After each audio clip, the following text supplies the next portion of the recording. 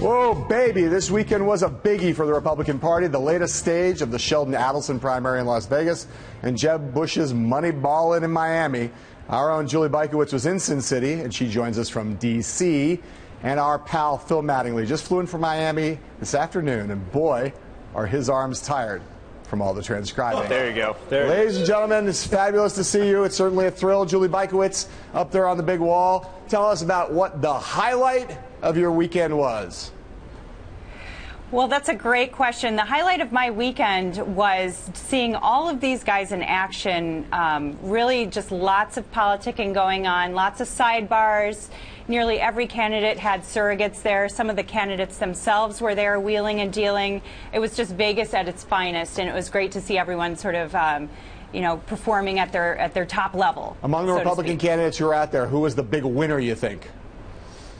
I think Ted Cruz did very well. I don't know that I would call him the winner, but in terms of the speeches that we were able to see, reporters could watch about 4 of the speeches. He really connected with the crowd in a way that no one else even came close to doing. A secondary winner, I would say, is Scott Walker, who had a huge party. He wasn't there, but he had some of his top boosters and some people who are really keen on his candidacy, all in a room talking about how great his candidacy would be and how well he would do among not just the donors who were there in Vegas, but just in general, all throughout the country. Julie, were people signing on the dotted line out there, or was all just kicking tires? It was a lot of kicking tires. Lots of people have short lists that I talked to, and usually those short lists were Scott Walker, Marco Rubio, and then a third person. And then another interesting sort of dynamic out there was the Jeb Bush, sort of how people are feeling about him, because he's not necessarily the top choice for a lot of these donors, but he deployed tons of people, including his brother, President George Bush, to speak on his behalf and kind of make the connections that he'll really sort of need to rely on as he tries to raise a huge amount of money Phil, here. Speaking of George Bush, and I mean Jeb Bush rather, we talked on Friday on the show, there's lots of restiveness. People here, we hear among Bush donors. Yep. Were people down in Miami, were they restive or were they rah-rah? I mean, you have to think that the 300 to 350 donors that were down there are true believers. They're supporting him no matter what. And so I think there was a confidence just that they were down there and what he was trying to do. But to that point, I think one of the most important things of this 2-day donor confab in Miami Beach was the ability for Jeb's team to lay out, both on the Political Action Committee side and on the Super PAC side, what exactly in these early stages they're trying to do. There's a lot of question, a very aggressive finance team without a lot of explanation for what that money is going to be used for. And I think that's the best thing for Jeb Bush, at least, that happened, that came out of this weekend. Going to be used for?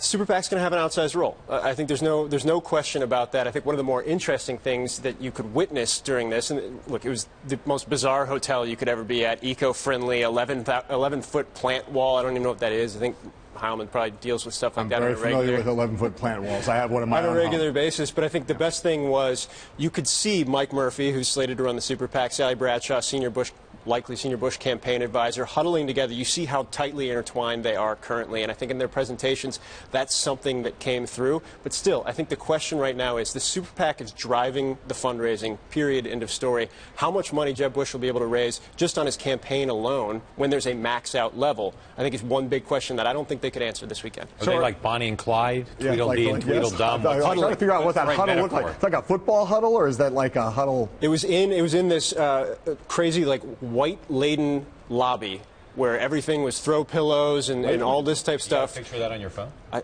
don't think it's that like Scarface. But so they're deeply and intensely huddled and talking to the point where even the most aggressive reporter realized, do not tread there. So I want to know whether these guys, one of the things you hear all over New York City when you talk to the donors of other Republicans, people who are in the other worlds, is that you keep a call up all the time and say to me, the Bush money people are too aggressive, they're pushing donors too hard, there's a lot of unrest about that. These guys are being arrogant and aggressive. Is the Bush finance team hearing that? Are they responding to that in any way? Are they dismissive of it? They're hearing it. They're a little bit dismissive in the sense of course we're aggressive. What do you think we're going to try and do? It was one of our primary strategies in launching in January was to raise as much money as possible, as early as possible, to try and push others out of the race.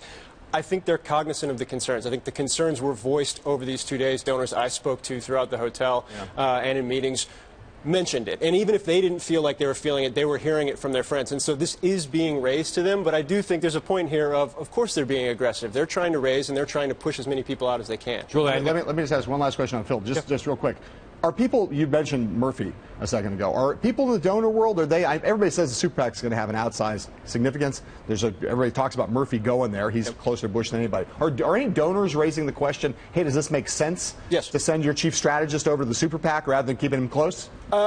Less about the specific role of Murphy and more about just the actual dynamics of how this is going to work. Right. Look, how do you have this entity, probably based out in L.A., that can't talk to the candidate, actually deciding what ads to put up, things of that nature, more so using the data, more so than just the central campaign apparatus? I think that's the big question. Right. Julie, one of the big distinctive things about this Vegas event was President Bush 43 was there. That event was not open press, but you and many of your colleague competitors got pretty good accounts of what he said, even though the session was supposed to be off the record. I'm all for getting information, but what's up with that? These people walked out of the meeting and started dishing on what Bush 43 said, even though they weren't supposed to? I mean, people can't help themselves. They want us to know that they were in listening to the president, and they want us to feel like, hey, you know, these are people we can turn to for inside information. And you know, frankly, what the president had to say wasn't all that surprising. He acknowledged that he might be a little bit of a hindrance in a Jeb Bush candidacy, just because the American public sort of reflexively does not like political dynasties.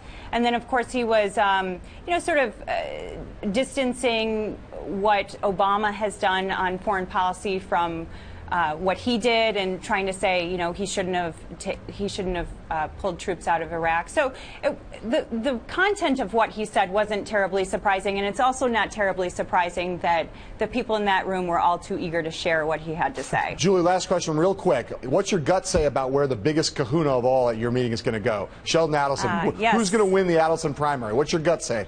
Well, you know, I have to say the person who I think really is going to win the Sheldon Adelson primary is Sheldon Adelson, because he's really making himself into this really critical figure, and it looks like he's going to stay in play for months and months. And one reason why is he's going to have a huge GOP presidential forum this December in, I think, in Washington, right. And he wants everyone to come. So, of course, he wants it to seem like he's still open to many different candidates, so he can draw people to that. Julie, very smartly and very adroitly actually dodging my question and not answering.